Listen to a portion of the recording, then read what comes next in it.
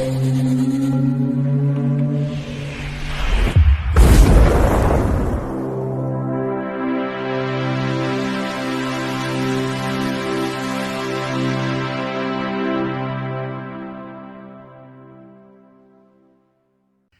bike, it's me Ian.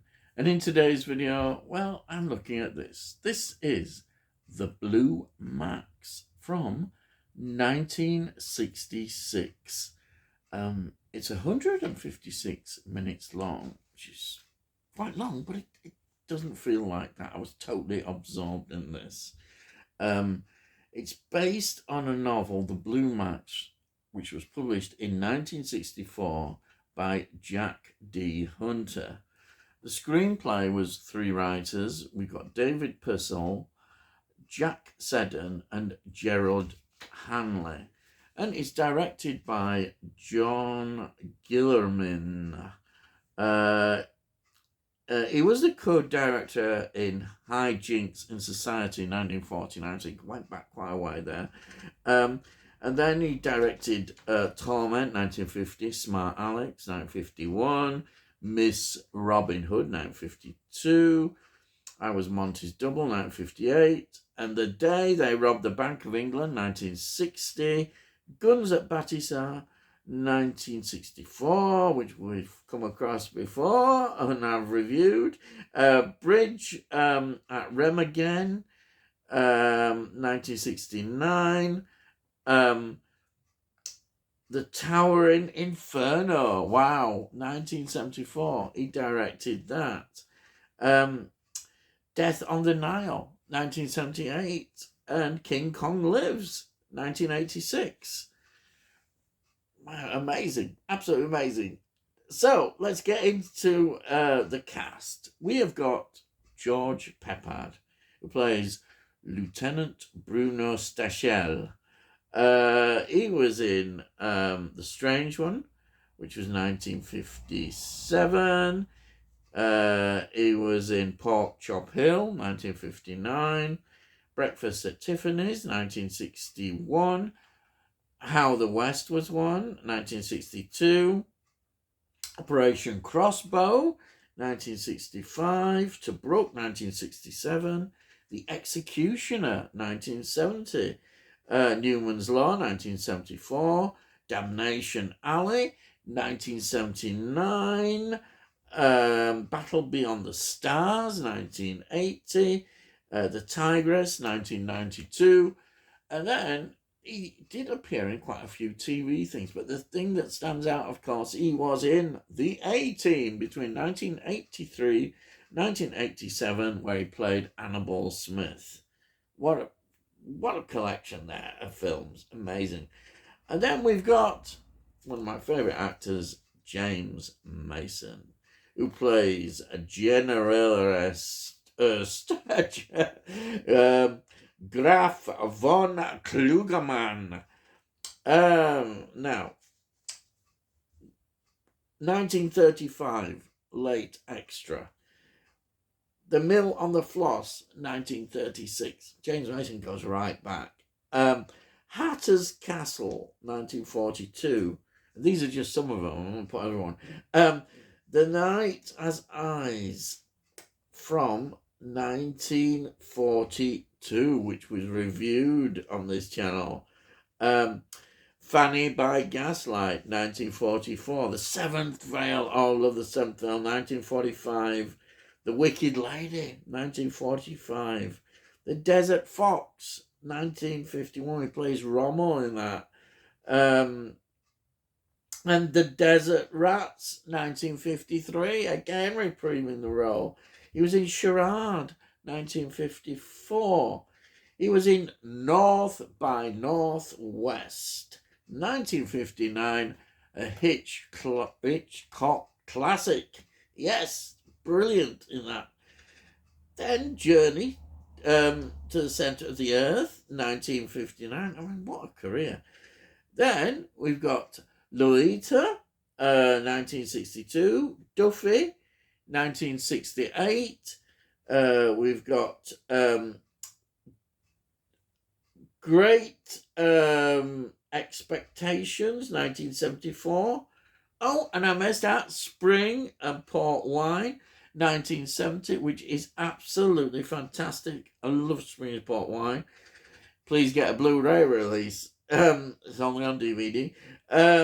Then Voyage of the Damned, which we come across quite a bit, 1976. Cross of Iron, 1977. The Boys from Brazil, 1978. North Sea Hijack, 1980. The Shooting Party, 1985. And his last film, which was released posthumously, was Assisi Underground in 1986. Then we have got Ursula Andress, who plays Katy Graf von Klugermann. A great career here. Again, just to some of the films. She was in Dr. No, of course, which brought a worldwide success, 1962. So iconic seeing her coming out there in that film. Oh, wow. Brilliant. And then she was in She, of course. Oh, great fancy film. And then she was in What's New, Pussycat, 1968. She was in Casino Royale, 1967. So she appeared in the comedy version. She was in Perfect Friday, which she is absolutely superb, with the great Stanley Baker. She was in Red Sun, 1971. She was in Slave of the Cannibal God, yes, 1978. And she was in Cream Master, which was in 1997. Then we've got Jeremy Kemp, a familiar face, I think, as an actor. He pops up in various things. He plays Oberleutnant Will Ritter von Klugermann. These Germans have these long names, aristocratic ones. Yes. Cleopatra, 1963, is in that. He was in Dr. Terror's House of Horrors, 1965, the first Amicus film. Oh, yes, Peter Cushing there. Who can forget Peter Cushing in that? But he's in one of the stories there. Strange Affair, 1968. Eyewitness, 1970. What a film. That really deserves even more attention. Susan George in that one. Absolutely fantastic. Then we've got Pope Joe, 1972.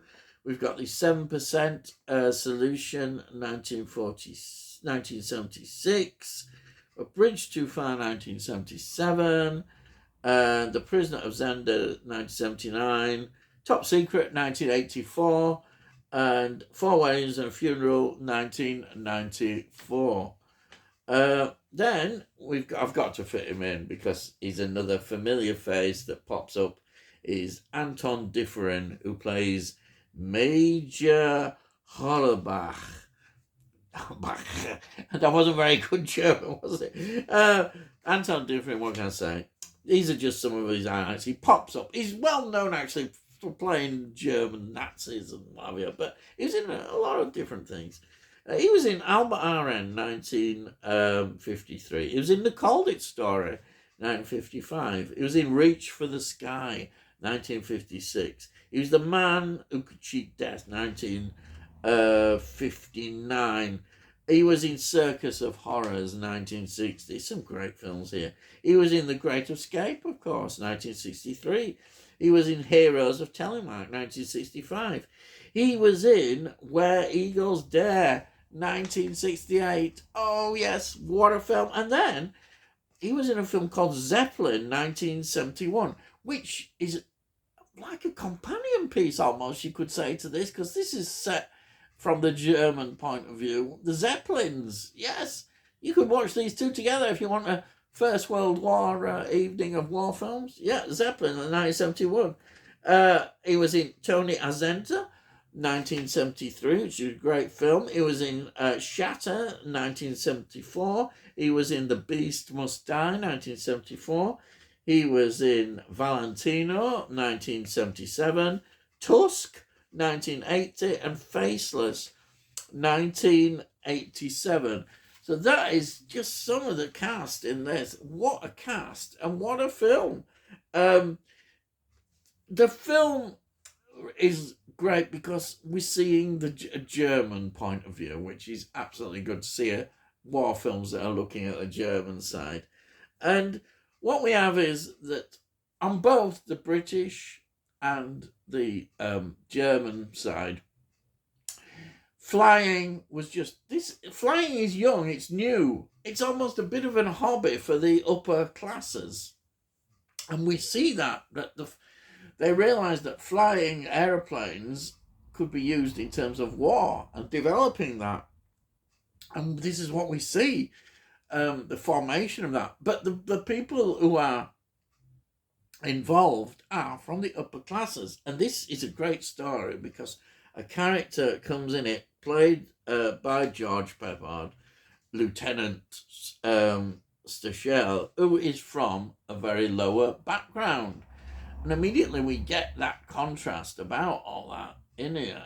And it is absolutely amazing. And he makes it very clear that he intends to get the Blue Max, which is a massive honour. It's you've got to basically take out as many aeroplanes. You've got, I think it's about over 30 aeroplanes you've got to take out and destroy, and he's got this obsession. Of course, he rubs people up the wrong way in this environment. It's all very chivalrous, the warfare. You don't do this and that. Well, he's not got that. So this is quite an important part of the film.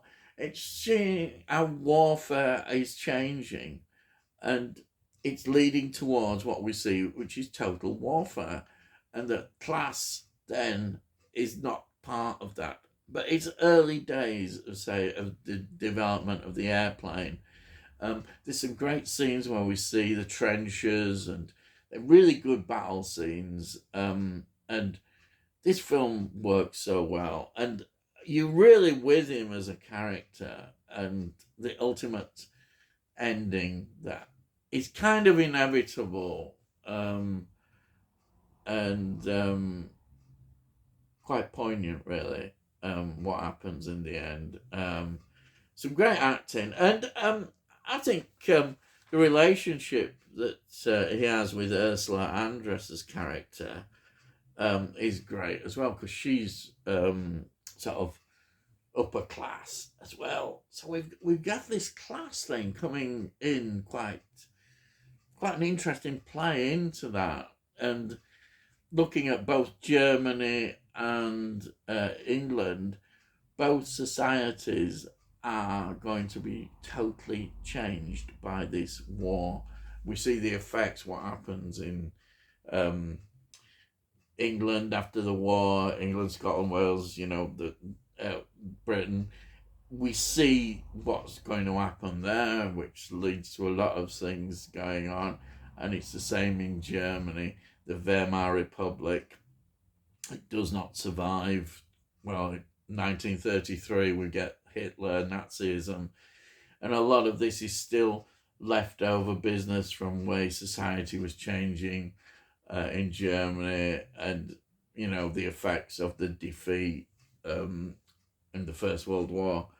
This film portrays all. You can see it all there in this film, and that it's not just a war film in the sense it's got a lot of drama in it, and you can see all that, and that's what I love about this film. A film where you've not just got the war going on, but you've got the drama of it. You've got the wider aspects of what is going on. This film is brilliant, and it's highly recommended.